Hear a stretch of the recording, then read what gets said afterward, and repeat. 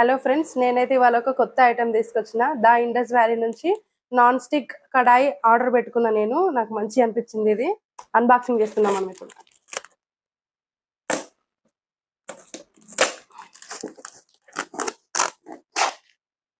గట్టిగా చేసారు ప్యాకింగ్.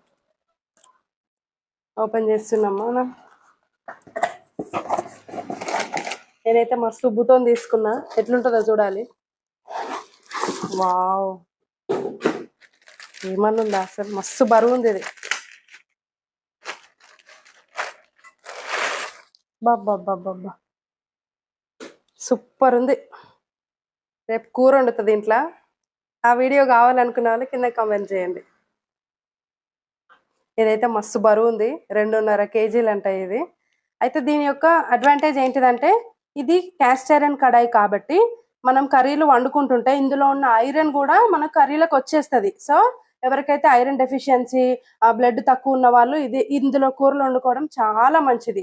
ఇంకొక ముఖ్యమైన విషయం ఏంటి అంటే, మనకి నాన్ స్టిక్ గిన్నెలు ఏవైతే ఉన్నాయో అవి ఆరోగ్యానికి హానికరం. అండ్ 6 months to 1 year లోపే స్క్రాచెస్ వచ్చి మొత్తం ఖరాబ్ అవుతుంది గిన్నె.